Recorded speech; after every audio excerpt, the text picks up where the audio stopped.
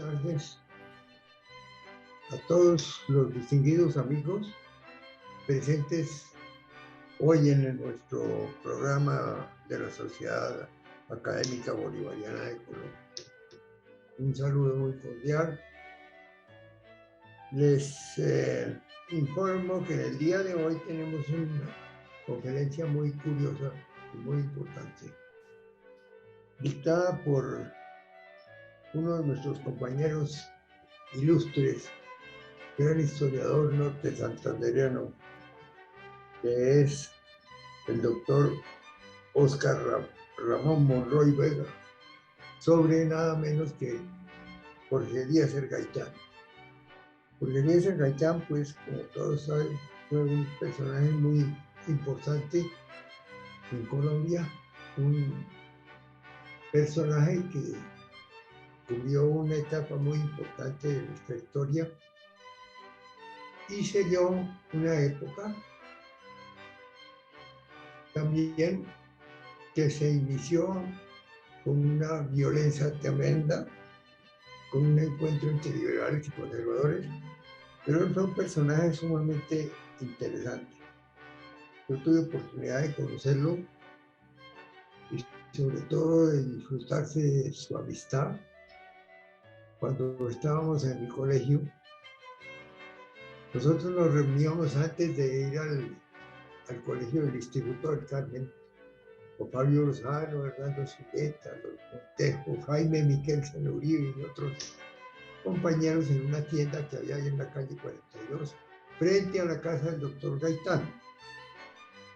Y allá llegaba sorpresivamente el doctor Gaitán, sudoroso, cansado, y nos decía: jóvenes batidores, ¿cómo les va?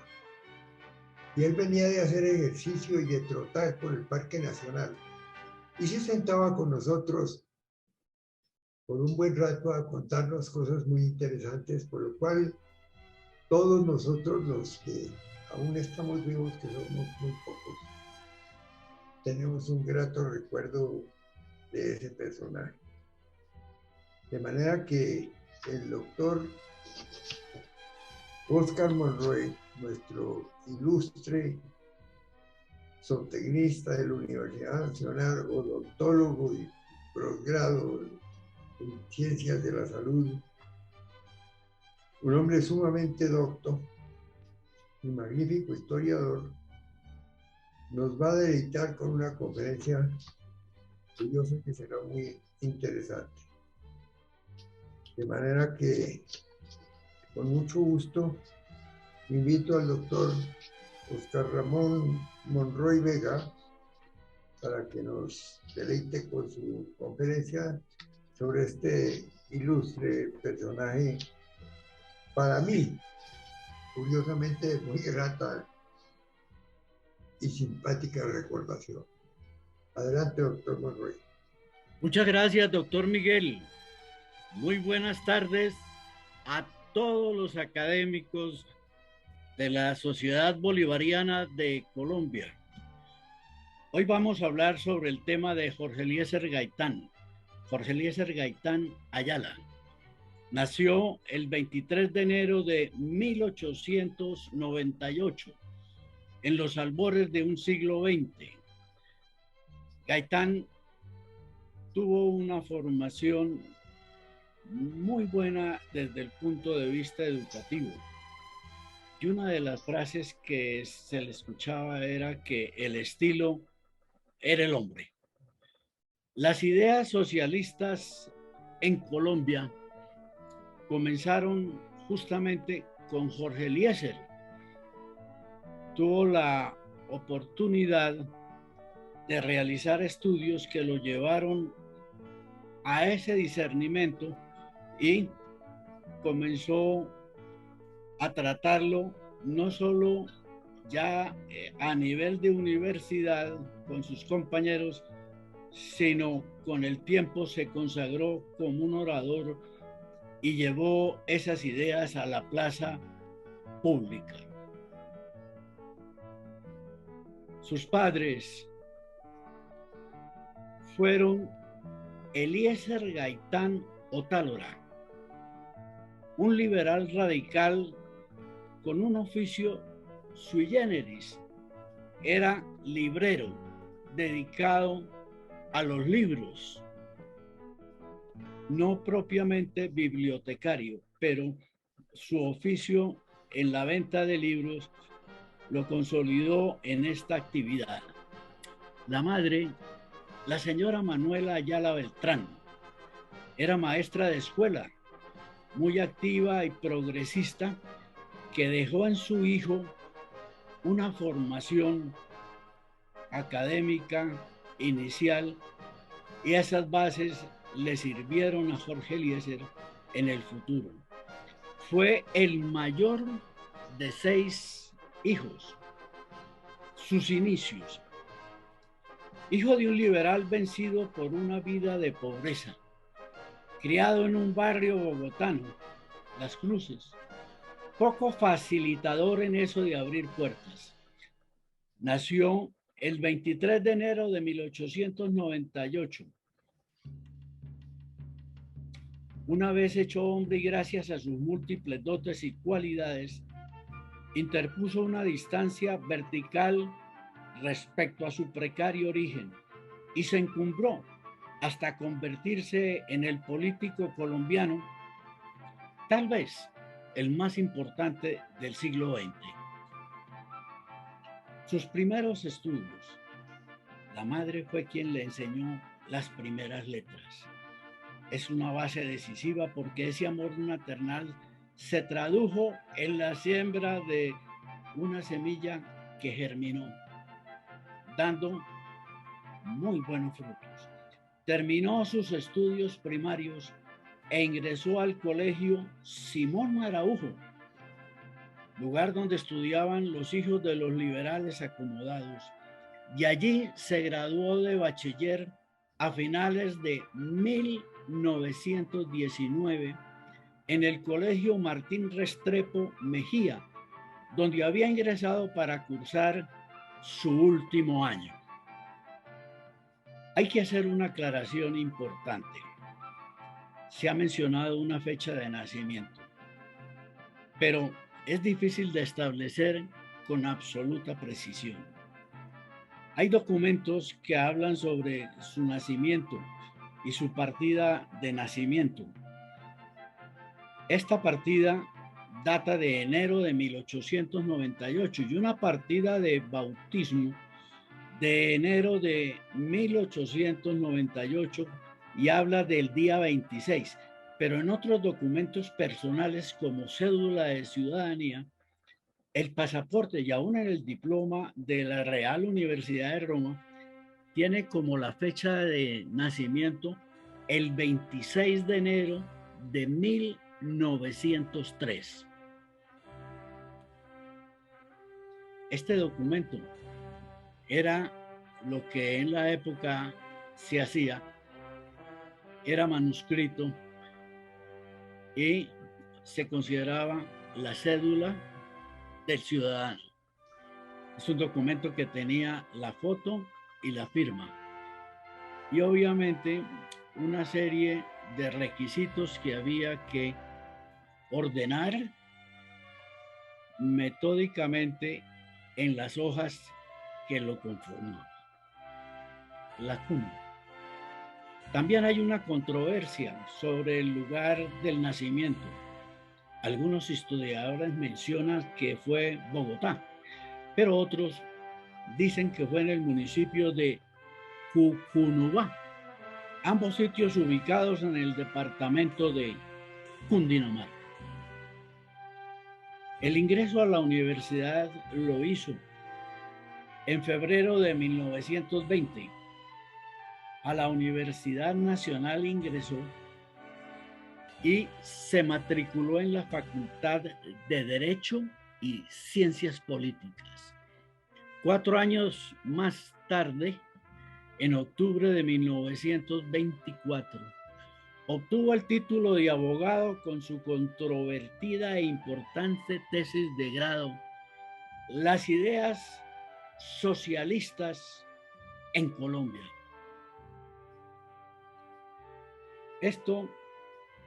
Esta formación lo llevó a la política y aún siendo estudiante, Gaitán participó activamente en ella. Por ejemplo, apoyó la candidatura de la alianza del poeta Guillermo Valencia, padre del presidente Guillermo León Valencia, en el año de 1918. Recordemos que en ese año Bogotá fue azotada por una pandemia, una gripa. Hubo mucha gente comprometida y hasta muerta. Se expresó y fue orador en las protestas contra Marco Fidel Suárez siendo presidente en marzo de 1919 y recibió los consejos que daba a los jóvenes de su época en las oficinas del señor Alfonso Villegas Restrepo, fundador del Tiempo. Entre los años 1924 y 1925 fue elegido para la Asamblea de Cundinamarca como diputado. Y esta superación en sus estudios y en su fuero interno lo llevó a tener un deseo de triunfo, su voluntad de sobresalir, el carisma de su personalidad, su capacidad para identificarse con las necesidades del pueblo y una de las cosas que tenía, la elocuencia, la oratoria. En la Facultad de Derecho de la Universidad Nacional fue la antesala de su verdadero destino, la política. Pero como el intermedio jurídico tenía que ser recorrido meritoriamente y ya graduado, y con solamente 28 años, logró viajar a Italia y perfeccionar sus conocimientos al lado de uno de los penalistas más eminentes de este siglo XX, Enrico Ferri. Su tesis de la Universidad Nacional propugnaba el socialismo para Colombia y su verbo político encendía los corazones de quienes lo escuchaban y lo respaldaban. Marchó a Italia y tuvo la ayuda de uno de sus hermanos, Manuel José Gaitán. Ingresó a la Universidad Real de Roma, lo más prestigioso de derecho en ese país. Se mencionaba el derecho romano y era dirigido por Enrico Ferri, un penalista de talla mundial. Y allí Jorge Eliezer obtuvo el título de doctor en jurisprudencia.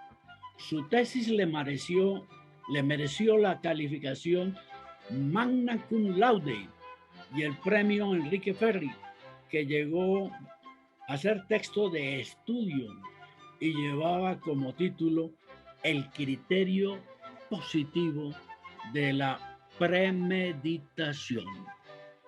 Valioso concepto en derecho.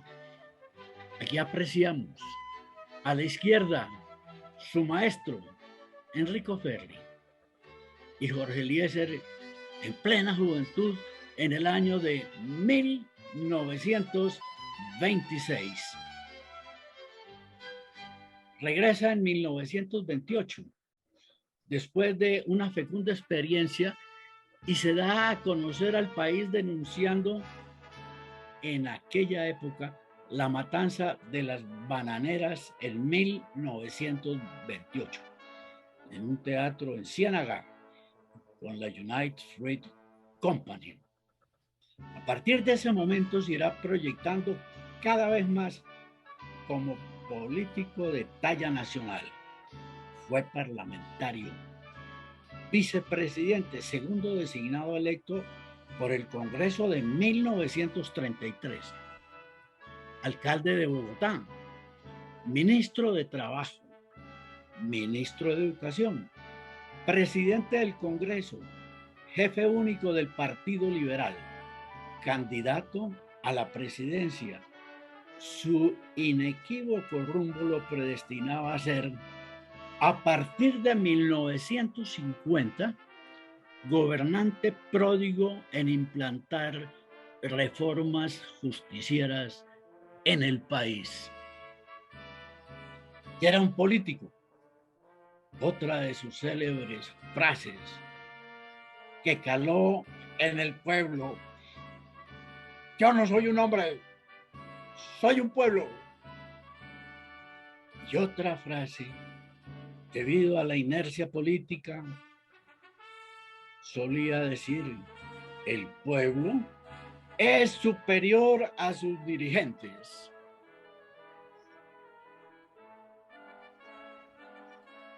En el gobierno del presidente Enrique Olaya Herrera, el Mono Olaya, en 1931, con los liberales en el poder, fue elegido presidente de la Cámara de Representantes. Ejerció también como catedrático de Derecho Penal en la Universidad Nacional. Y ya fundada la Universidad Libre, allí fue nombrado rector, cargo que ocupó entre el año 36 y 39. Se constituyó como un representante de la clase media y de aquellos que estaban fuera de la vida pública, pues los unió con sus discursos cargados no solo de emoción, sino de ilusiones. Y fundó un partido, UNIR, único. En 1933, Jorge Eliezer Gaitán fundó el movimiento político Unión Nacional de Izquierda Revolucionaria UNIR y su órgano periodístico, el Unirismo, que después se disolvió para vincularse al Partido Liberal, donde se planteó la necesidad de una reforma agraria. En el gobierno del doctor Alfonso López Pumarejo, el primer gobierno, plantea una reforma, esta reforma agraria, y en el gobierno de López se promulga la Ley de Tierras, la Ley 200 de 1936.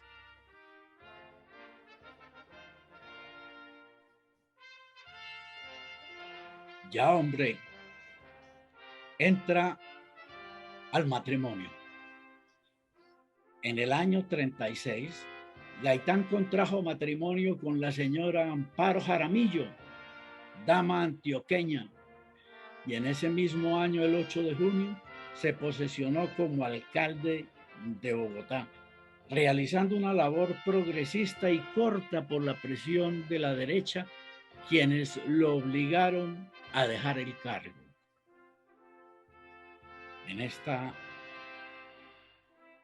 pictografía se aprecia a la izquierda un solícito padre, Jorge Eliezer Gaitán, y una enamorada madre, Amparo Jaramillo, y entre los dos, el amor de su vida, Gloria Gaitán Jaramillo.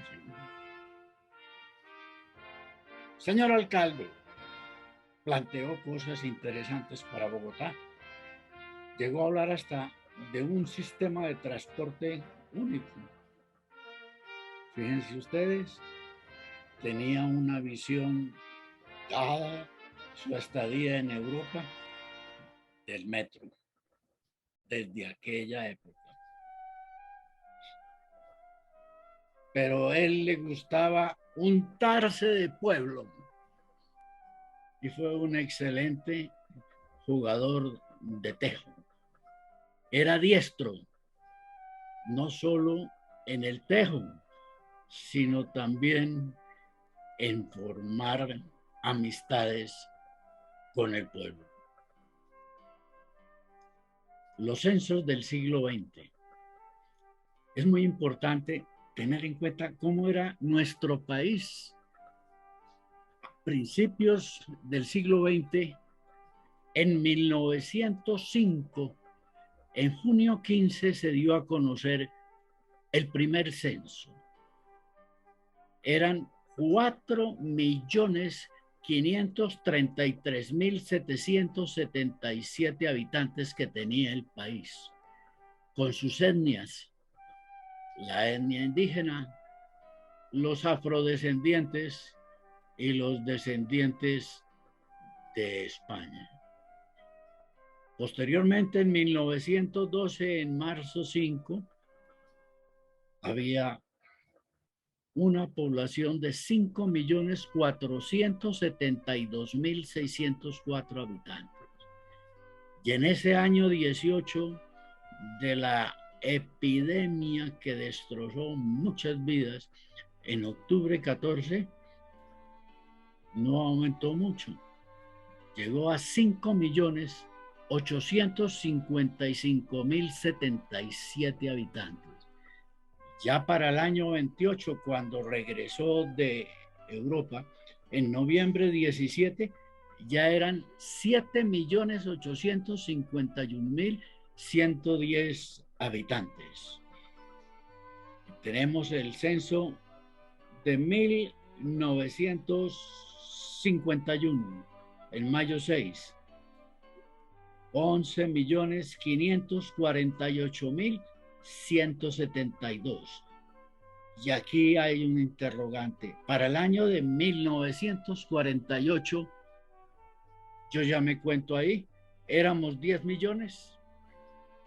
Posteriormente, en 1964, en julio 15, el país contaba con 17.484.508 habitantes. Y ese año de 1964, la mujer ya era ciudadana. En el año de 1973, en octubre 24, la población ascendió a 20.785.235. Y ahora estos censos finales de 1985, en octubre 22, eran 27.837.932 habitantes. Y el último de ese siglo XX, en el año de 1993, en octubre 24, 33.109.840. Hoy en día el DANE dice que somos más de 50 millones. Pero Gaitán fue un perdedor también. Perdió las elecciones de 1946 para la presidencia.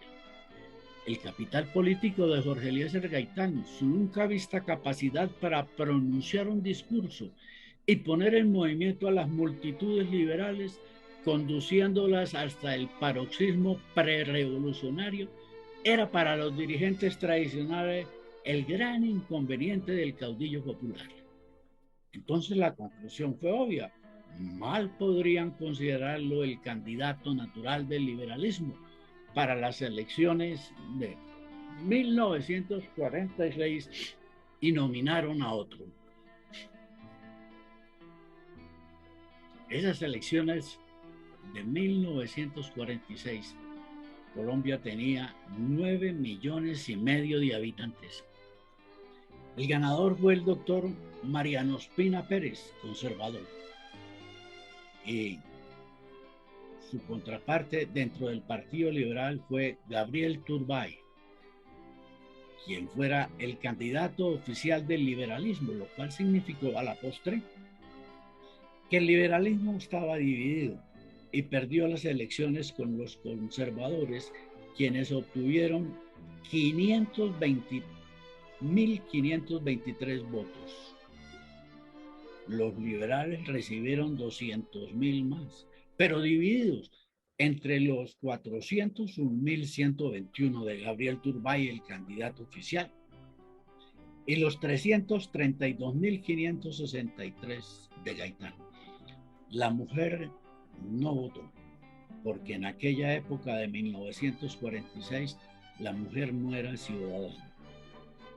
No obstante, al imponerse en las ciudades, Gaitán fue derrotado en la provincia, en las veredas, por el campesinado.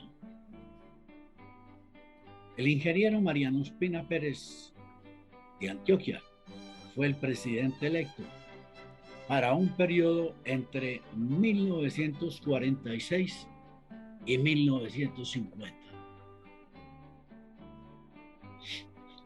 Para el año de 1948, si Gaitán hubiera nacido en 1898, el 26 de enero de ese año hubiera cumplido 50 años.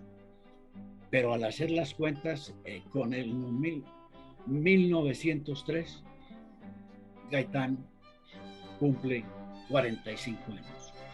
Para ese año se ofreció Colombia a realizar un evento de talla internacional que se llamó la Conferencia Panamericana, y Bogotá fue rediseñada, arreglado el aeropuerto de techo, se hicieron en la vía techo una gran plaza, y en la agenda de abril tenía cita con el estudiante Fidel Castro Ruz.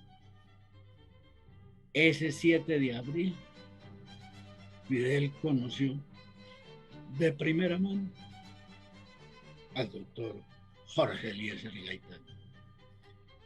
Y el día 8, en su agenda, el penalista y gran abogado Jorge Eliezer Gaitán hizo una defensa del teniente Jesús María Cortés, una defensa penal muy comentada. Obviamente, el teniente Jesús María salió bien librado en ese proceso. Y el 9 de abril, Jorge Eliezer tenía un almuerzo con sus amistades. Y después del almuerzo, a las 2 de la tarde, continuaba con una cita con el estudiante cubano Fidel Castro.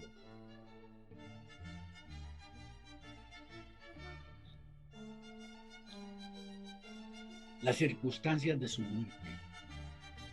La víspera del 9 de abril, el 7 de 1948, un hombre oscuro y vulgar, Juan Roa Sierra, quien estaba laboralmente vinculado con la embajada de Alemania, compró un revólver que le costó en aquella época 25 pesos. Y al día siguiente, a las 9 de la mañana, se despidió de la madre y pasó por donde su conviviente darle 3 pesos para que comprara leche, pues tenían una hija. Ya el 9 de abril de 1948 llegó. Al mediodía, hacia las 12:56, Jorge Eliezer Gaitán dejó su oficina, que la tenía en el 4º piso del edificio Agustín Nieto en la carrera 7ª, para almorzar, como lo tenía previsto en su agenda, con Plinio Mendoza Neira. Se despidió de su secretaria y entró al ascensor junto con Alejandro Vallejo, Jorge Padilla y Pedro Eliseo Cruz, quien era un médico muy amigo de Jorge Eliezer. Se colocó el doctor Gaitán el sombrero, atravesó el zaguán del edificio Agustín Nieto. 3 estallidos retumbaron en el aire. 12:56. Atravesó el zaguán. Mientras que Roa Sierra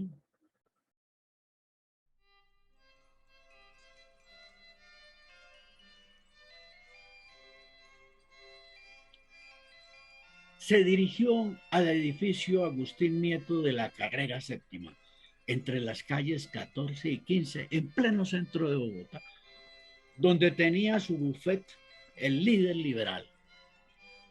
En la puerta del edificio esperó desde las 9:30 hasta la 1 de la tarde.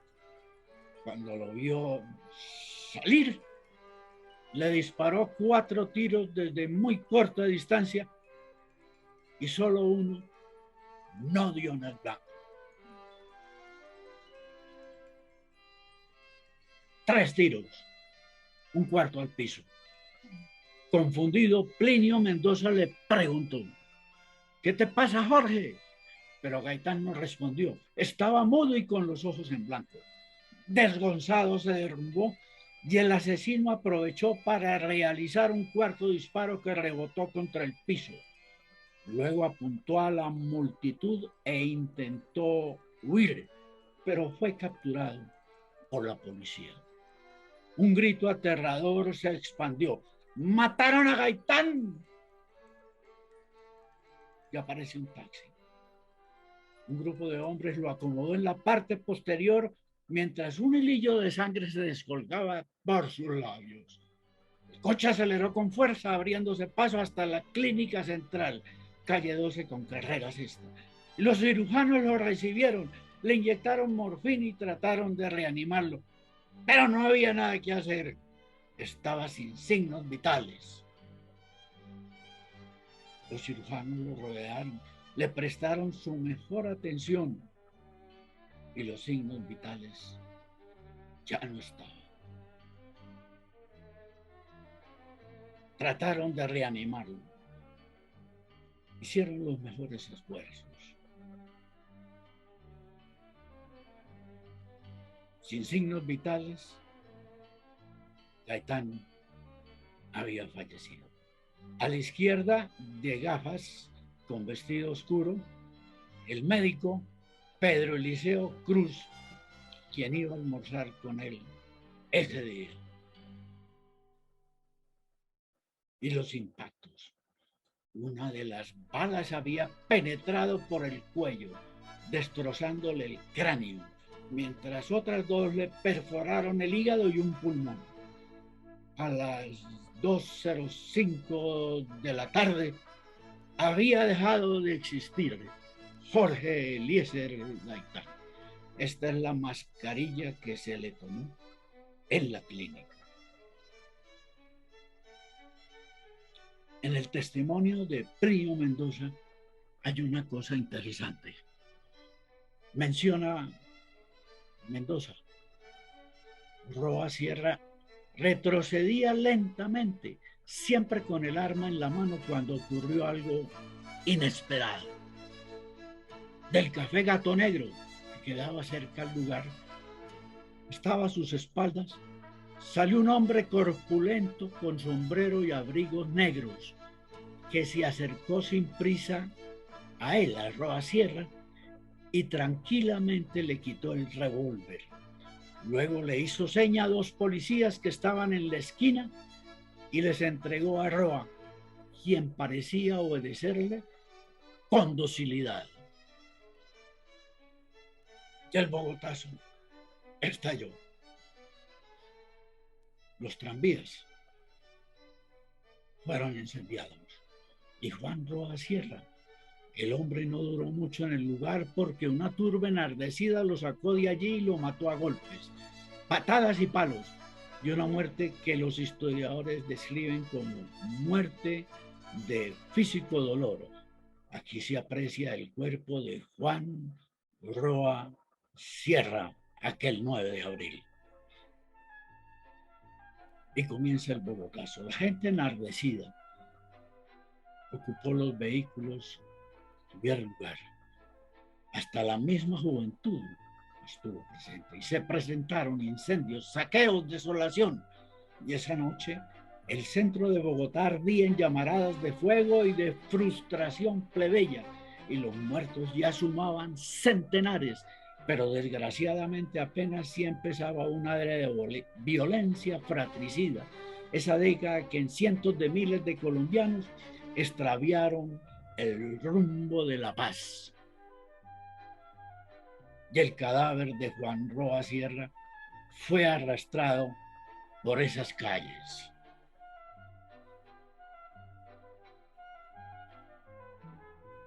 Hoy, en esa carrera séptima, están las placas conmemorativas. La firma de Jorge Eliezer Gaitán y una recomendación de cívica. Cuidemos este monumento.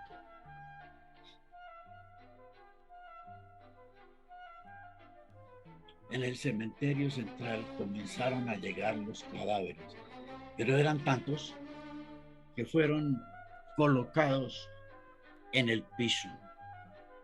Se agolpaban y llegaban más. Pero volvamos a lo de Plinio Puleyo Mendoza, recordando a su padre. Era de abrigo negro y sombrero negro. Decía que se llamaba Pablo Emilio Potes, el detective. Y él mencionaba al mismo detective Potes: yo maté a Gaitán.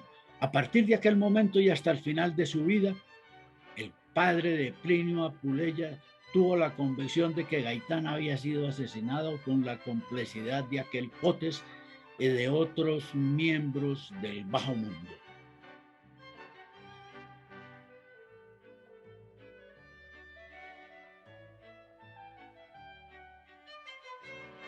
Se hizo entonces, al cabo del tiempo, un relato, un crimen de Estado. Yo maté a Gaitán. En el 2012, el coronel de la policía Luis Arturo Mera Castro publicó un extraño relato en el que reproducía la historia de un amigo suyo, cuya identidad le escondió bajo el seudónimo de José García. Según Mera, un tío de García le contó que un señor llamado Pablo Emilio Potes, que trabajaba como agente de circulación y guardaespaldas, se había convertido en millonario de un día para otro después del 9 de abril. Compró carros y casi una manzana de casas en el barrio Chapinero de Bogotá, entre las calles 64 y 63A, con la carrera 16.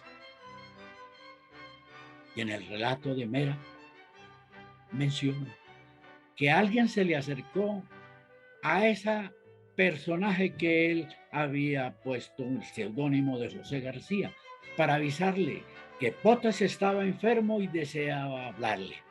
Se encontró con una samaritana vecina que le alcanzaba la comida a Potes por una rendija con un palo, porque el olor era nauseabundo. Potes lo reconoció y le hizo una confesión.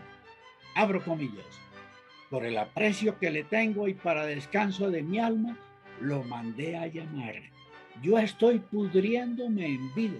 Estoy pagando mi pecado por el mal tan grande que le hice al país. Yo maté a Gaitán. La confesión. A pesar de que la historia parece una fantasía, existen datos históricos que la sustentan. La confesión del supuesto homicida tiene asidero, quien aseguraba estar vinculado con entes del Estado. Pablo Emilio Potes, el detective, se manifestó ese 9 de abril desarmando al asesino Roa Sierra. Pasó el tiempo y moribundo el detective Potes le dijo al coronel Mera: yo maté a Gaitán. Plinio Puleyo Mendoza aporta un dato inédito. El hombre a quien el político Plinio Mendoza Neira, su padre, consideró cómplice de Juan Roa Sierra, acusado de dispararle el 9 de abril de 1948, confesó su crimen antes de morir. Conjeturas. Después del asesinato de Gaitán, el pueblo enardecido se lanzó armado a las calles. No habría sido un crimen político, sino la obra de un demente ajeno a cualquier conspiración e impulsado por el único móvil de ganar una absurda y suicida notoriedad póstuma. O fue un evidente crimen político, habría sido de autoría intelectual de un sector duro del conservatismo alarmado por la certeza de las próximas elecciones, las de 1950, las ganaría arrolladoramente Gaitán. E hipótesis. Es un crimen partidario. Una lunática minoría de la dirigencia liberal habría decretado su muerte, sabiendo que a la hora de llegar a la presidencia el caudillo aplicaría un programa no liberal, sino abiertamente socialista y revolucionario. O un crimen ideológico. Detrás de Roa Sierra estaría la mano del Partido Comunista Colombiano, dado que un eventual gobierno reformista de Gaitán los despojaría de sus banderas. O un crimen internacional. Con este magnicidio supuestamente perpetrado por órdenes de Moscú, se buscaba desestabilizar a Colombia en circunstancias de que en Bogotá, en la misma fecha, se celebraba la 9ª Conferencia Panamericana. Pero ninguna fue. Gaitán falleció y sus pertenencias. Un alumno de él, abogado de la Universidad Libre, Pedro Antonio Vaca, lo acompañaba el 9 de abril de 1948 y permaneció con él hasta su muerte en la Clínica Central, y le fueron entregadas las prendas que el doctor Gaitán vestía. En el Museo Nacional, Vaca conservó esos objetos hasta el día de su muerte en 1964. Sus hijos decidieron donarlos junto con un pañuelo que su padre había puesto en las heridas de Gaitán al Museo Nacional de Colombia en el año de 2005.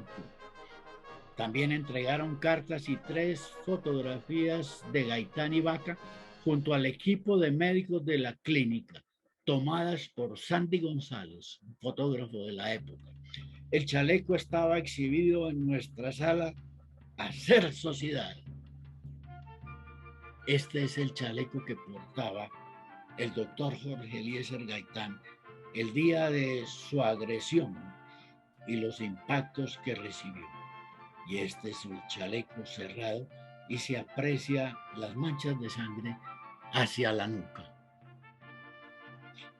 Las prendas de Gaitán, de la donación de Alfredo Vaca Murcia en nombre y representación de la familia y en memoria de sus padres, Pablo A. Vaca Torres y Milena Murcia de Vaca. La camisa era de Egos, francesa, y las prendas decían el número de registro, los componentes, el tipo de tejido, las tirantes, el cosido a máquina en lino, algodón, paño, seda y plástico, el pañuelo cosido a máquina y las mancornas tenían nácar. El entierro. En ese espaviento del 9 de abril de 1948, su casa situada en el barrio Santa Teresita en Bogotá, en la sala de esa casa que con tanto amor había tenido su familia allí, con Amparo Jaramillo y su hija Gloria, le sirvió de tumba.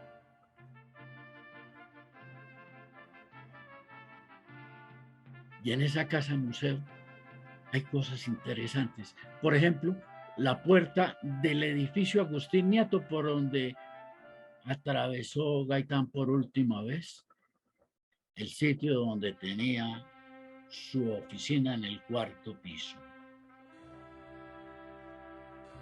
Y en el patio, después fue trasladado allí, está la tumba de Gaitán.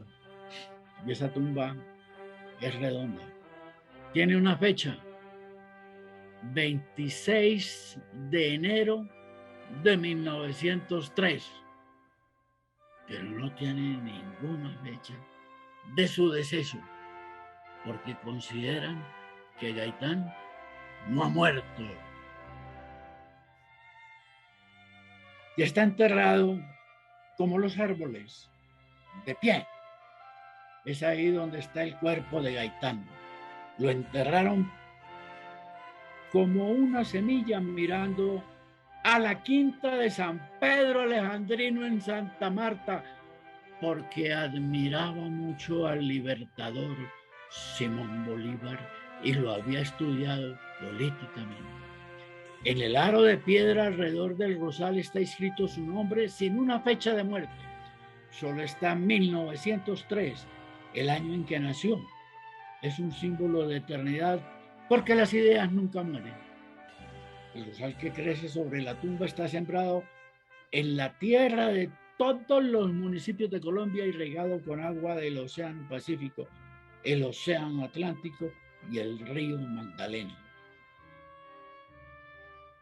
Y en el museo conserva dentro de la colección de objetos de ese personaje político de la historia de Colombia una parte del traje que llevaba puesto cuando fue asesinado el 9 de abril de 1948. El traje es un conjunto formado por pantalón y chaqueta clásicos en paño oscuro.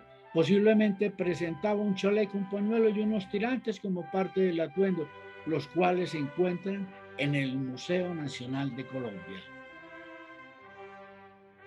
También dentro de su museo, el doctor Jorge Eliezer tuvo un carro, un Buick de la General Motors, un Roadmaster modelo 1948. El del doctor Gaitán era de un color verde, banda blanca, un carro lujoso. Y su memoria, el banco emisor le consagró un billete de 1.000 pesos, 1.000 pesos.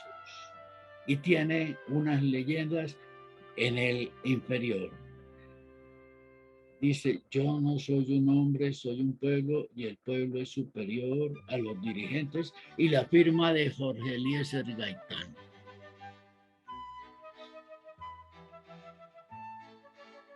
Y el banco emisor, el Estado colombiano, a través del Banco de la República, emisor del billete de 1.000 pesos a partir del 12 de marzo de 2002, pretendió identificar a la sociedad con un personaje de gran repercusión en la historia nacional y quien en su discurso reivindicó al pueblo como bastión de la nación. Y por ello las inscripciones: yo no soy un hombre, soy un pueblo, y el pueblo es superior a sus dirigentes. La bibliografía se puede consultar. Agradezco mucho vuestra atención y espero pues haber puesto un granito de arena en esta tarde. Muchas gracias, doctor Miguel. Muy agradecido, Miguel Francisco.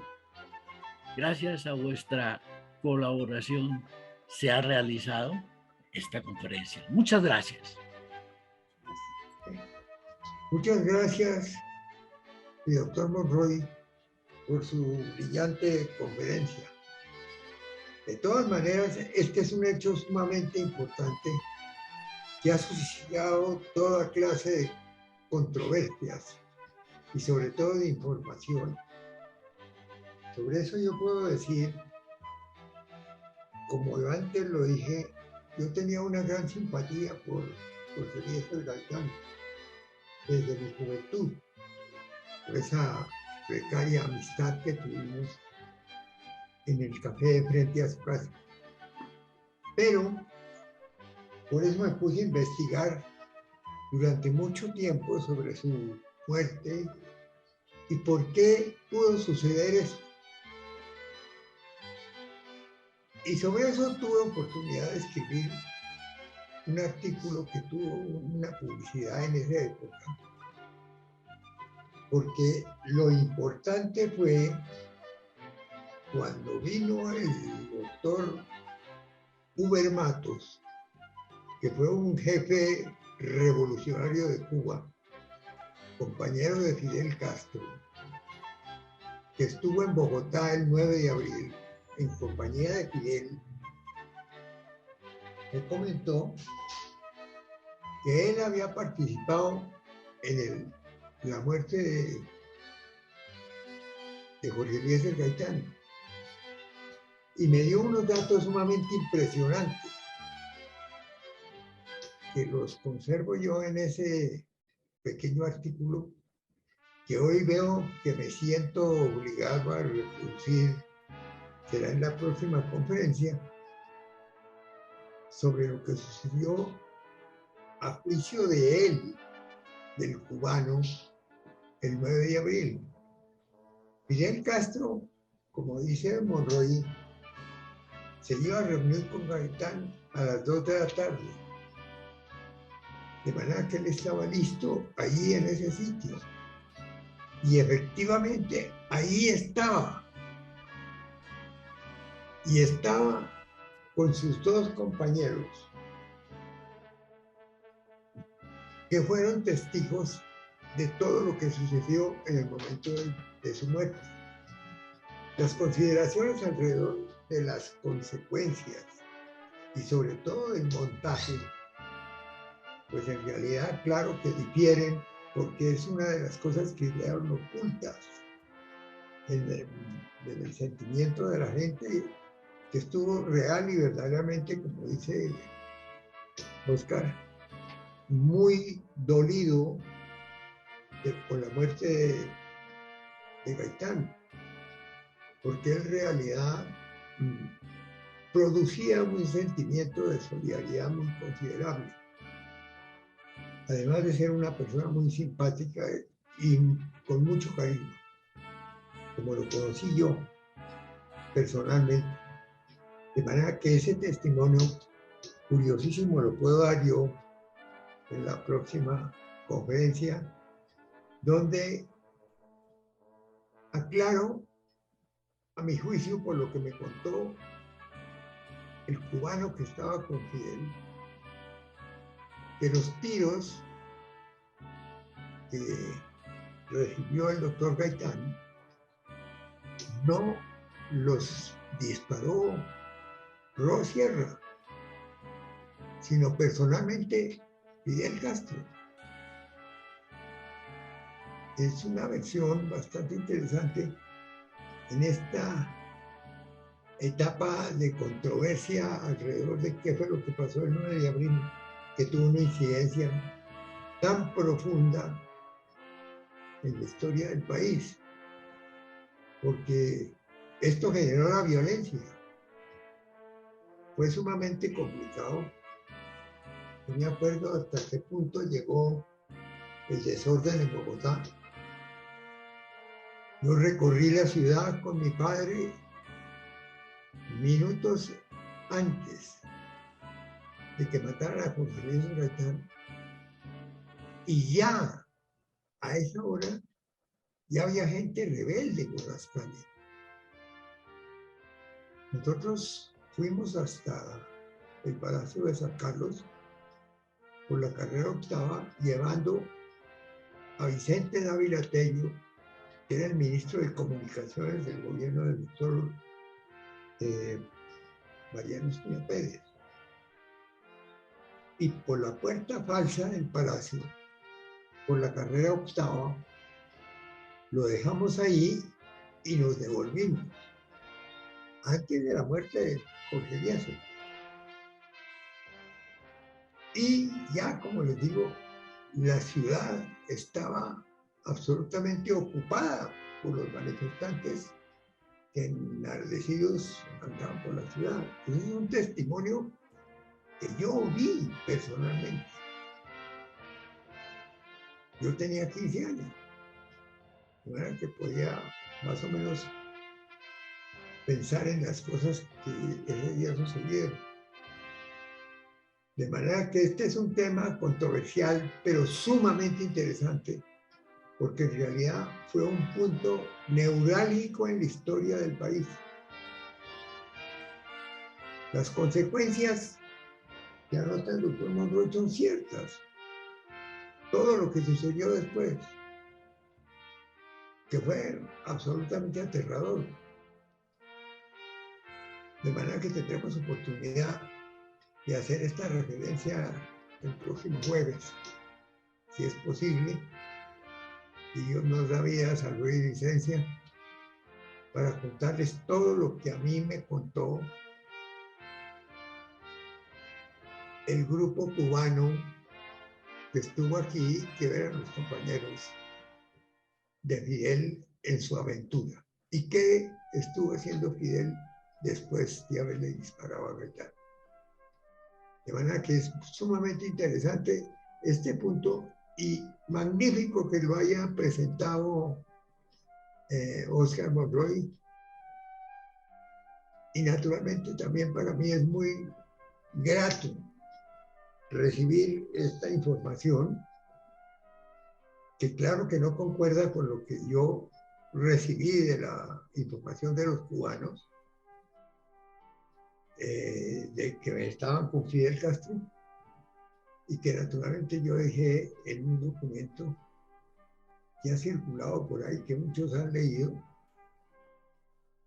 y que es una versión diferente en la parte del propio asesinato, porque en relación a lo que fue el acto personal de Roa Sierra, hay ciertas dudas, porque él no era un personaje que tuviera capacidad para disparar. Él no había prestado servicio militar. Era un campesino que lo que estaba buscando era un puesto. Y él iba a buscar al doctor Gaitán para que le diera una recomendación. De todas maneras, es un punto interesantísimo y es muy bueno que la gente sepa los diferentes puntos de vista sobre lo que sucedió, porque en realidad sí fue un hecho sumamente trascendente en la historia de nuestro país, por las consecuencias que tuvo de carácter político y de carácter de funcionamiento del país. Fue algo sumamente grave. Quienes tuvimos oportunidad de vivirlo personalmente, podemos dar cuenta de lo que fue ese día tan terrible y cómo el nombre de Gaitán logró sacudir la estructura social del país en una forma tan memorable y tan profunda. De manera que por esto yo invito a los distinguidos amigos y compañeros en esta reunión a que den sus conceptos sobre el particular. Adelante.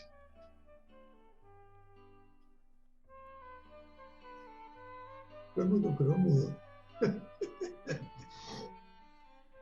Dio la palabra, Miguel. A ver, doctor Barbona Mesa, gran historiador.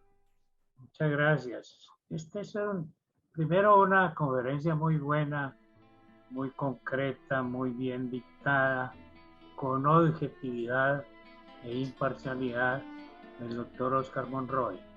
Quiero celebrarlo mucho porque es un elemento vital, fundamental de todo lo que ha pasado durante estos años que siguieron de violencia de la cual no hemos salido. Ese es un punto muy importante y quiero felicitar a Oscar porque ha hecho un gran esfuerzo metódico, objetivo, preciso y desapasionado.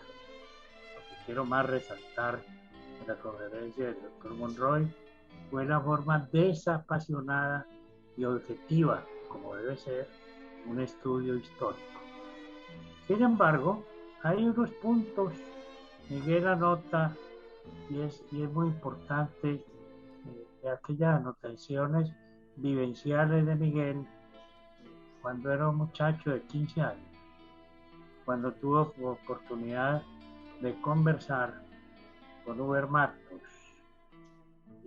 hay un punto muy importante. Yo quiero antes que todo citar un libro como la mejor biografía que se haya podido escribir de Jorge Eliezer Gaitán.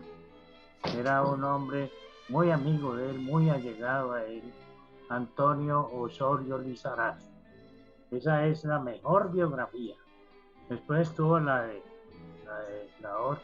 otras conocidas, pero Osorio Lizarazo se remonta a todas las cosas que ha contado Oscar con toda esa sapiencia y objetividad. Osorio Lizarazo, ¿qué cuenta? Efectivamente, el señor Fidel Castro, que tenía 15 o 16 años, había llegado a Colombia. Uno, el señor Osorio Lizarazo, perdón, el señor Fidel Castro, llega y se hospeda allí con ese grupo pequeño de estudiantes cubanos. Él no es más que un estudiante en ese momento. Voy a observar algo más. Fidel Castro no se vuelve comunista desde siempre. Fidel Castro podría ser un hombre de izquierda, pero él llega al poder y solamente un tiempo después se define por el comunismo. En Osorio Lizarazo hay un punto muy importante. Él efectivamente tenía la cita que se veía en el escritorio de Gaitán, en el punto de la cosa de las citas, y tenía la cita ese día 9 de abril, después de la audiencia del teniente Cortés, que ya terminaba a la 1 de la mañana y que había conmovido inmensamente. La gente, como no había televisión ni nada, o se iban al Congreso a las barras, o se iban a las audiencias públicas, y oír a Gaitán era luminoso. El conocimiento jurídico, la oratoria, todas las cosas de Gaitán, que yo las he oído en muchas grabaciones y en muchas cosas, siempre sentí una gran atracción por Gaitán, aún cuando yo era un niño desde aquella época. El asunto es que Fidel Castro no llega, no alcanza a llegar donde está, al edificio Agustín Nieto, y Gaitán, que está trasnochado, pero está muy contento por el triunfo muy significativo que ha tenido, lo ha invitado a almorzar Plinio Mendoza Neira, que era su gran amigo personal, porque Gaitán había defendido a Plinio Mendoza Neira, que había sido Contralor General de la República, y lo acusaron de malos manejos en el Congreso. Gaitán llegó con barba de 3 días y dijo: vengo a defender a un hombre de una gran infamia. Ese era Plinio Apuleyo, y lo sacó de todo compromiso Gaitán. O sea que esa amistad de ellos, a pesar de que Plinio era oficialista, el Partido Liberal había votado en la convención por el candidato oficial, que era Gabriel Turbay, y ganó con Gabriel Turbay a Gaitán. Y Plinio Mendoza estaba con Gabriel Turbay, que había votado por él. Pero esto ya había pasado. Gabriel Turbay se había ido, murió de tristeza en París. Es más, si no hubiera habido la disidencia de Gaitán, no habría llegado el Partido Conservador al poder. ¿Por qué? Porque los votos liberales sumaban más. Sin embargo, Gaitán sabía que lo que estaba jugando era su próxima jugada después de Ospina.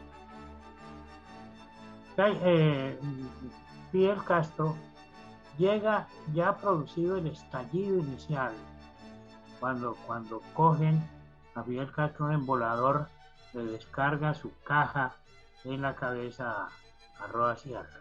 Roa Sierra, hay que decirlo, según lo cuenta Osorio Lizarazo, Roa Sierra había sido un vecino de la casa, tal vez en el barrio Egipto, puedo equivocarme, pero un barrio de esos, y había sido vecino de Gaitán y de don Eliezer Gaitán, que era su padre, que vendía libros de viejo y que era un hombre muy conocido dentro del Partido Liberal porque era un activista del liberalismo.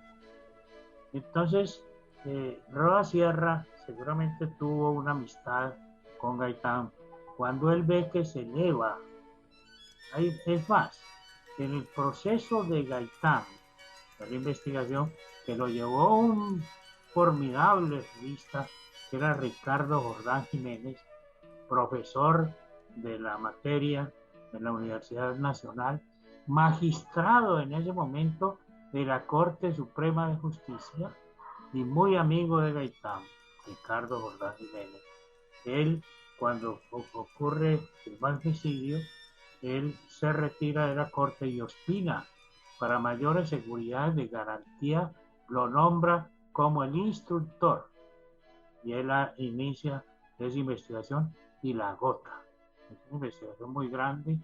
Yo he conocido algunas partes de eso porque le tuve una gran admiración a Ricardo Jordán y además en mis estudios de Derecho Penal nunca me faltó el libro de Ricardo Jordán Jiménez, que era una guía para los estudiantes y los estudiosos del derecho. Bien, entonces, Fidel Castro, lo primero que hace cuando ve que no se puede reunir y sale la noticia en los diarios, en las emisoras, entonces se va a una estación de policía. Hay que distinguir que en aquel momento había 3 clases de policía en Colombia. Una que era la Policía Nacional, que manejó el Partido Liberal en el gobierno liberal. Ese punto es también fuera de discusión. La otra era la Policía Departamental, que en el gobierno de Ospina se llamó la Policía Chulavita. Y la tercera era la Policía Municipal, que manejaban los cabildos, los concejales, y con una gran mayoría liberal, de modo que esos policías todos eran liberales. Y efectivamente en Bogotá, esas estaciones de policía municipal se aliaron y salieron a hacer la gran trifulca que hicieron. Allí llega Fidel Castro a una de esas estaciones de policía, cerca no recuerdo bien, y llega allí y toma parte y se mete. Era un tipo muy alto, acuerpado, a pesar de que era muy joven, y se mete allí. Primero encuentra, porque ya no hay armas, y encuentra una pistola de lanzamiento de señales, y sale con esa pistola para conseguir otra arma, y esa pistola la dispara en varias veces, y se mete a la revolución, a esa revolución que estaba allí, con participación de él o no. Ese es un punto muy interesante que toca Miguel. Osorio Lizarazo no lo toca, pero pues no hay unanimidad en la verdad. La verdad pueden ser varias verdades. El asunto es que Fidel Castro participa allí y se mete y asaltan y hacen todos los incendios y toda la cosa. Pero voy a resaltar un punto como parte final de esta intervención de Ricardo Jordán Jiménez. Él exonera al gobierno, que está celebrando la conferencia panamericana, la 9ª conferencia panamericana, que está ocupando el Parlamento, el Capitolio. Y además, fuera de que el polo de atracción se fije en Bogotá por ese aspecto, el presidente Ospina está inaugurando una exposición de flores en Chapinero. Entonces Ricardo Jordán Jiménez dice, si el Partido Conservador estuviera metido, lo estaría el gobierno en un complot para asesinar al Estado. Y si hubiera sido así, es obvio que no estaría por fuera el presidente en una exposición de orquídeas. No podría estar. Estaría bien protegido porque sabría lo que venía. En ese momento en Palacio no hay más de 14 miembros de la Guardia Presidencial. Y doña Berta, que se arma de un revólver y dice a los liberales ni agua, dice doña Berta. Después la conocí yo y hasta fui amigo de ella y me pareció una mujer encantadora. Y además el jefe del canciller era Laureano Gómez, el epicentro de la conferencia panamericana. También tendría que estar metido allí, y Alzate Avendaño y el mismo Espina Pérez. Tendrían que estar metidos en la cosa de el complot, si es que se trataba de una cosa política contra los liberales. Estoy citando el pensamiento de Jordán Jiménez, ¿no? El Laureano Gómez está igualmente en Chapinero, en un sitio comiendo colaciones, y allá le toca irse al aeropuerto, a Laureano. De modo que un motivo político interno no hubo, pero sí hubo un rencor por parte de Roa Sierra, que Jorge Eliezer, su vecino y su amigo de infancia, le hubiera proveído de un buen empleo. No, había estado también establecido plenamente, había estado interno en Cibaté, que era el famoso manicomio que existía cerca de Bogotá. En Cibaté estuvo Roa Sierra, y allí sale y compra, como lo dice Oscar Monroy, ese revólver, que era un revólver español. ¿Cómo llamaban esos revólveres?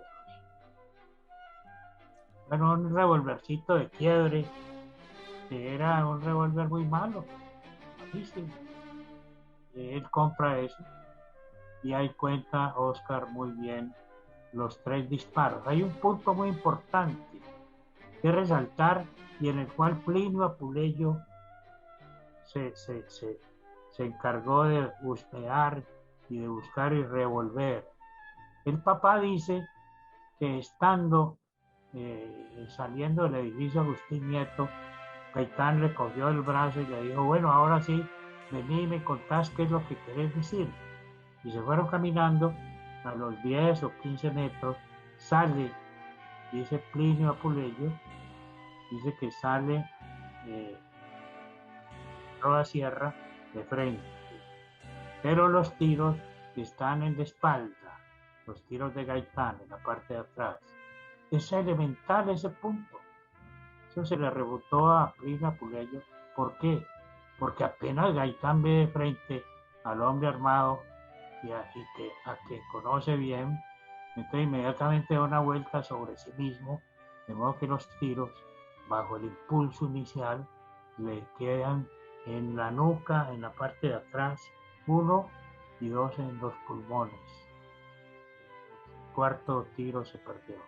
El punto puede ser muy importante, y yo creo, me gusta mucho que Miguel anuncia que va a tocar el tema, porque ese tema no está por clausurarse definitivamente. Hay elementos de juicio de un lado y otro. Yo me inclino, aún como liberal que soy, y me inclino a creer en lo que dijo Ricardo Jordán Jiménez, un hombre con una vida trágica, murió en el lago Como, en la parte italiana. Entonces, me gusta mucho, Miguel, que este tema se toque, se ventile. Es un tema importantísimo para la vida nacional, y sobre todo Gaitán fue sin duda alguna el hombre más grande de comienzos del siglo XX, de esa parte inicial hasta la mitad del siglo XX, como lo anotó Oscar Monroy. Muchas gracias. A ver, ¿quién más?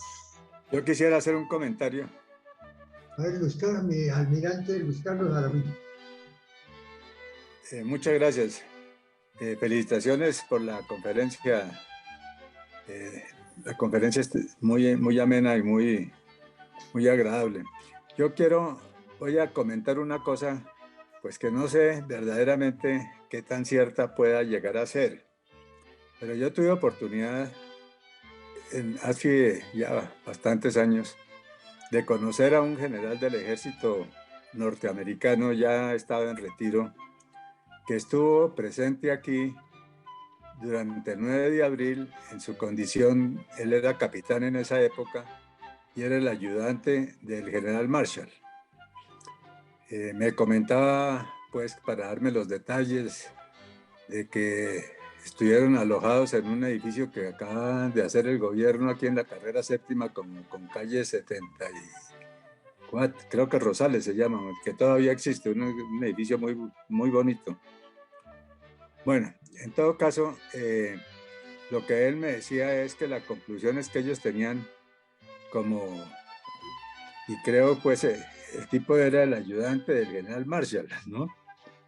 Es que verdaderamente el asesinato de Gaitán fue verdaderamente planeado.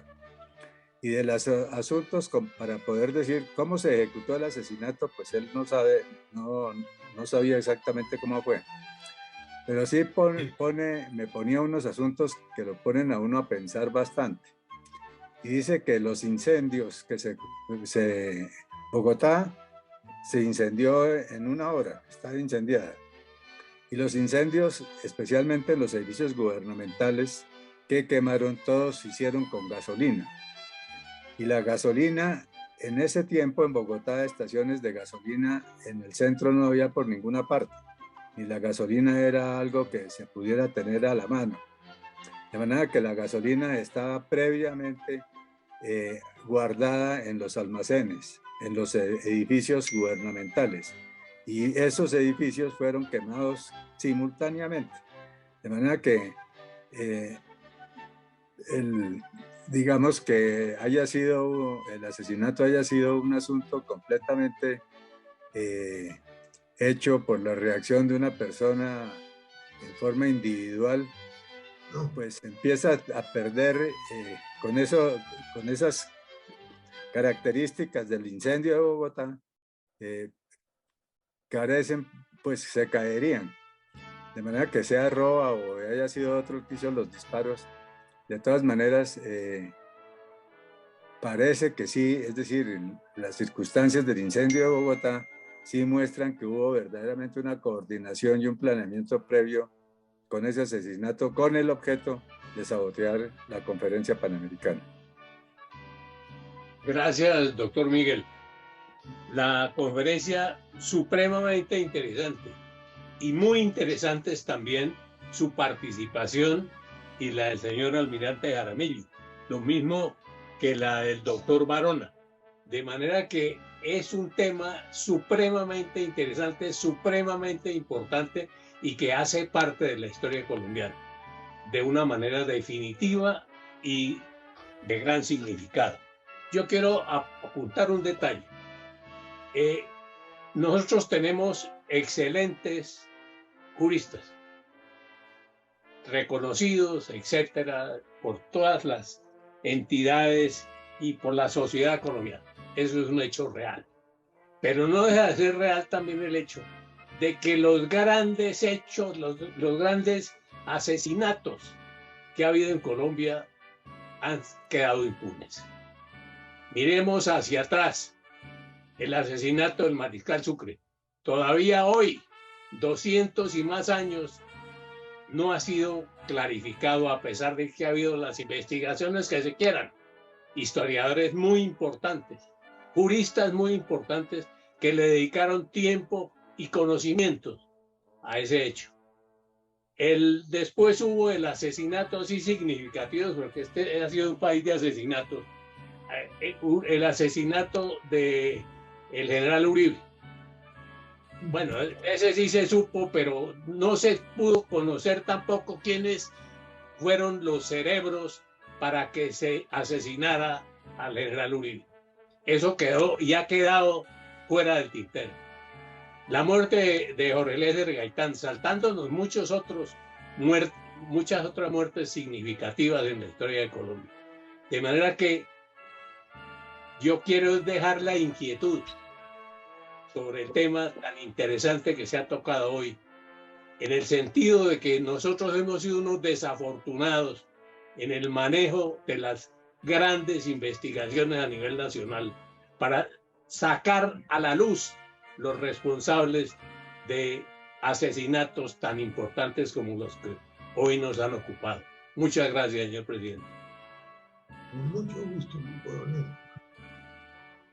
¿A quién quiere hacer otra intervención?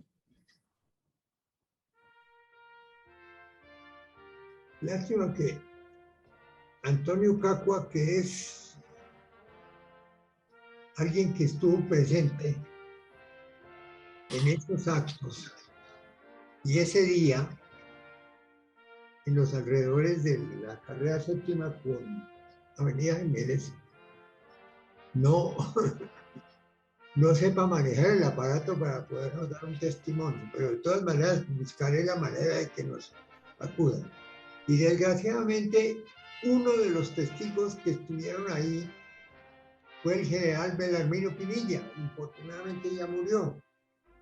De manera que hacen falta todavía muchos datos. De manera que es muy interesante que la mayor cantidad de gente participe en este tema tan importante que nos ha traído nuestro amigo el doctor Oscar Monroy, que es muy fundamental para la historia del país, sobre todo para el desarrollo de las cuestiones políticas que se vinieron después del asesinato de Gaitán, que marcó un punto fundamental en la historia del país. A ver, ¿quién más quiere? General Salcedo. Mi general Salcedo, adelante. Es que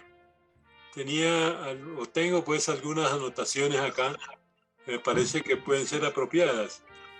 Es precisamente que entre las obras de García Márquez, pues, él relata precisamente, él estaba acá en Bogotá cuando el 9 de abril estaba estudiando, y verdaderamente, pues él era un hombre supremamente nervioso y quedó tremendamente impactado por los hechos. La pensión donde él estaba pues la incendiaron también. De manera que Gabo tenía mucha amistad y hasta algún parentesco con un personaje que se desempeña mucho en el 9 de abril, que era Carlos H. Pareja, llamado Simón Latino. Él tenía una biblioteca a la cual frecuentaba mucho Gabo. Entre los dos había un parentesco pues relativamente cercano. Y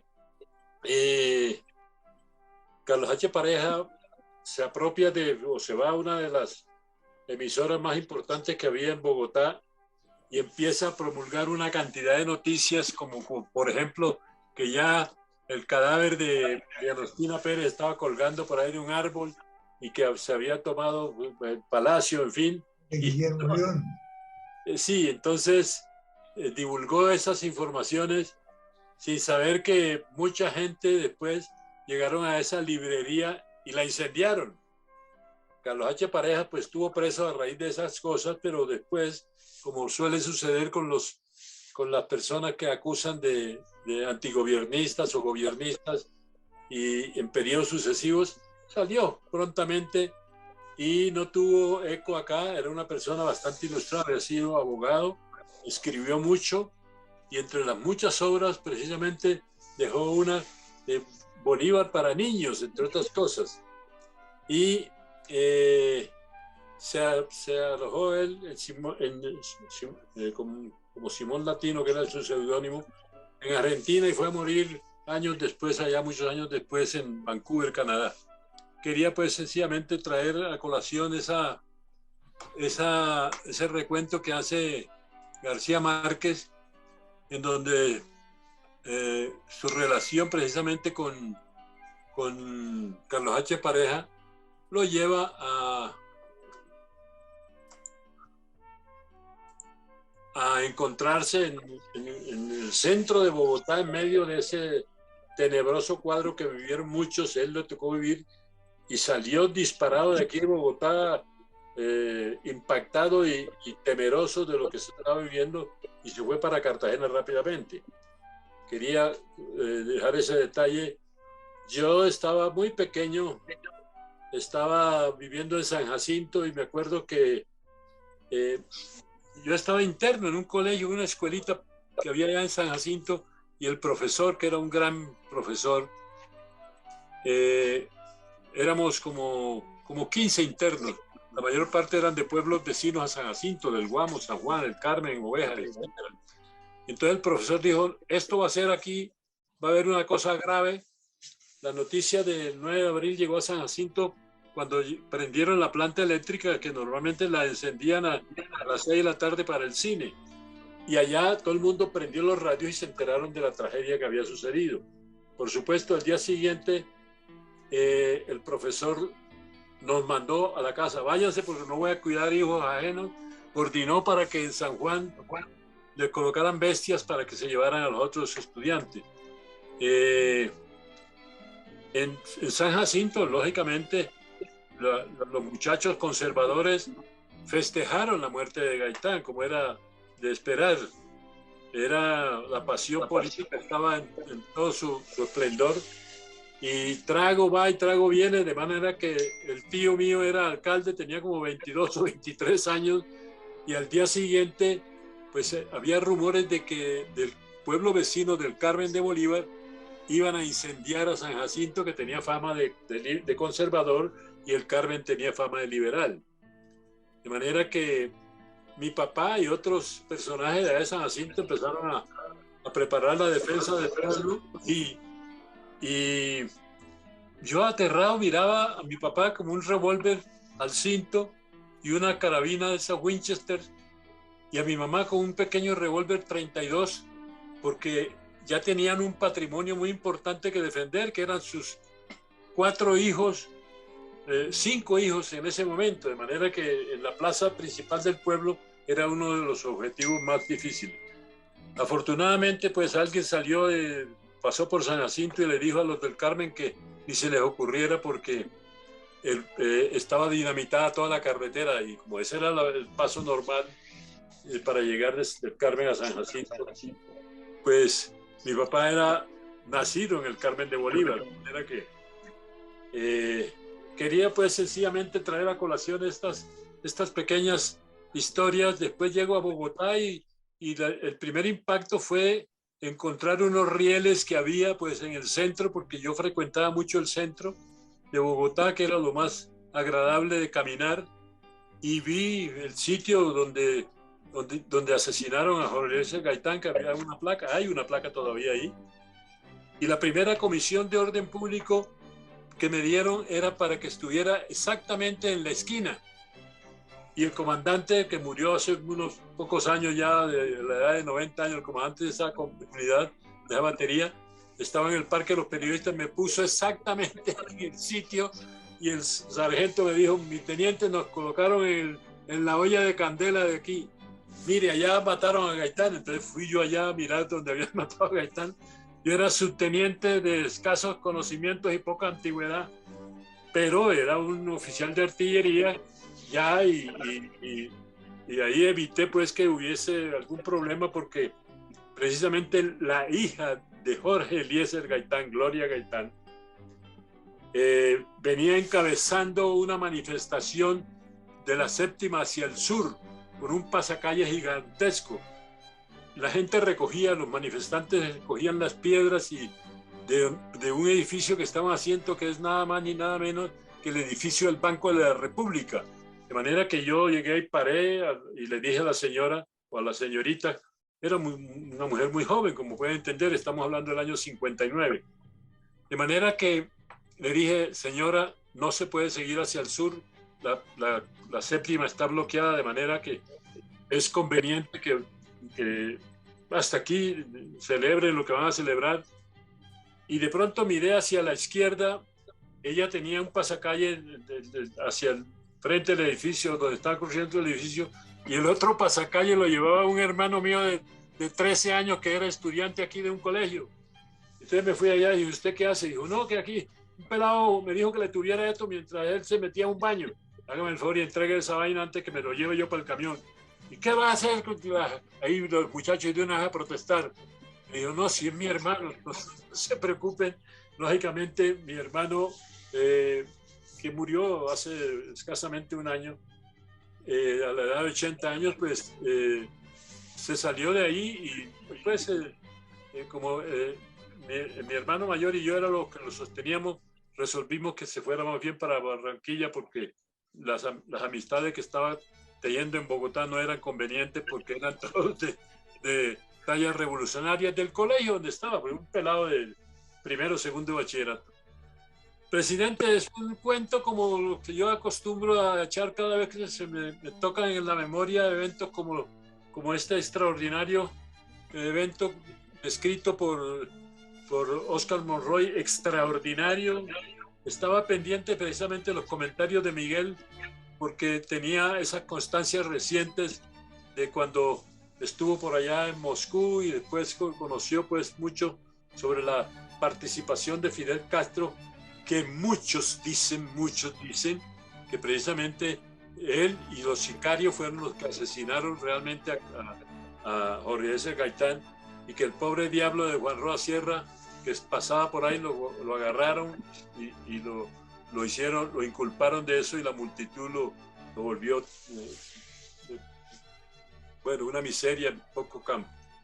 De todas maneras, sobre las versiones y como dice Gentil Almario, pues aquí ningún asesinato grande o chiquito queda resuelto. Ahí está Álvaro Gómez Hurtado, está Luis Carlos Galán, en fin, todos. Y los próximos van a hacer lo mismo, de manera que la capacidad de proyectar unos hechos concretos alrededor de los magnicidios es muy difícil hacerlo aquí, pero en cualquier parte del mundo es la misma cosa. Si no, averigüen a ver de dónde quedó la responsabilidad del asesinato de Kennedy cuando el hombre que disparó lo asesinaron antes de las 24 horas. Muchas gracias, señor presidente, y muchas gracias, Oscar. Lo felicito. Maravillosa conferencia sobre Jorge Eliezer Gaitán. Me parece muy interesante la participación. Creo que hoy ha sido uno de los días mejores de nuestras conferencias. La conferencia de Oscar ha sido verdaderamente magnífica porque implica una investigación bastante profunda. Ciertamente. Que uno en algún determinado momento, en ciertos puntos neutrales, pues puede no estar de acuerdo por versiones que recibió de gente que estaba metida en el enredo. Pero de todas maneras es un análisis que vale la pena hacerlo y magnificarlo hasta donde sea posible, porque en realidad es un tema sumamente importante para la historia, porque todos los actuales participantes somos testigos de que ese 9 de abril cambió la historia y cambiaron las costumbres. Aquí pasó algo sumamente grave ese día, de manera que yo le agradezco muchísimo al amigo Oscar Monroy por habernos traído esta conferencia tan interesante y tan profunda en cuanto a su investigación. De manera que me parece que la próxima conferencia vamos a dedicarla también a este tema y quiero invitar a los conocedores y a quienes estuvieron presentes vivos en esa época y a los que tuvieron noticias muy ciertas alrededor de estos hechos, pues que nos colaboren a través de dar sus opiniones, que son para nosotros importantísimas y sobre todo para dejar clarificada la historia que hasta ahora está bastante oscura, como muy bien dice mi colega Mario, que todos los crímenes grandes se han quedado en la oscuridad. Miguel. ¿Sí? Jaime. Me da la palabra. Sí, yo creo que muy, muy interesante todos los comentarios que ha habido y los que nos has ofrecido tú para la próxima conferencia, pero sí valdría la pena también que en la próxima reunión analicemos un poco cuáles pudieran haber sido los objetivos de matar a Gaitán para sabotear la 9ª conferencia panamericana. No sé, internacionalmente, tú tienes esa información de quiénes pudieran ser interesados, no solamente matar a Gaitán, sino como objetivo sabotear la 9ª conferencia panamericana, que eso es una de las cosas que siempre se ha dicho. Gracias. Eso indudablemente fue el motivo principal de lo que sucedió ese día. Es que la reunión, es que aquí estaba el tipo más importante de los Estados Unidos en ese momento, que era el general Marshall. Era el que había triunfado en la final de la Guerra Mundial. Es decir, era un personaje de una trascendencia verdaderamente extraordinaria. Y ahí podemos descubrir, por ejemplo, en esa época, de la capacidad que tiene la embajada americana en su sótano para esconder gente. Había más de 50 personas debajo de la embajada, soldados americanos, que fueron los que salieron cuando sucedió el asesinato y rápidamente se fueron hasta el centro de la ciudad, cogieron al general Marshall y se lo trajeron a la sede de la embajada, que todos ustedes conocen aquí en el norte de Bogotá. Es un sitio que está bastante resguardado y con garantías de seguridad. Además que tuvieron que trasladar la conferencia panamericana del Capitolio al gimnasio moderno, que acababan de terminar el edificio de las especializaciones. Y allí fue donde se concluyó y siguió la conferencia y concluyó allí. De manera que eso fue un hecho trascendente para la historia, porque pudo ser mucho más grave de lo que pasó. Y afortunadamente se logró que no tuviera una consecuencia tan sumamente catastrófica como la que habían planeado para dañar la conferencia panamericana por una parte, y sobre todo para crear una gran diferencia entre las ideologías que en ese momento imperaban en Colombia y sobre la confrontación que en ese momento era terrible de los partidos políticos. De verdad que esas son cosas que también hay que analizar. De verdad que, como insisto, es una invitación a que la gente revise, piense, y seguiremos hablando sobre este tema, porque me parece que es un tema trascendente. Y muchas gracias al doctor Oscar Monroy por habernos traído este tema, que es sumamente importante para el análisis de la situación que está viviendo y que vivirá el país. Este fue un hecho trascendente en la historia.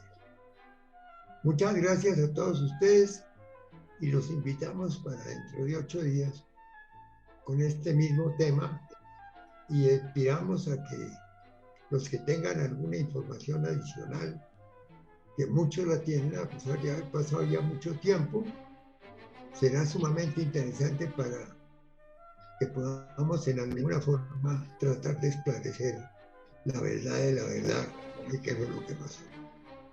Muchas gracias a todos y muy buenas noches.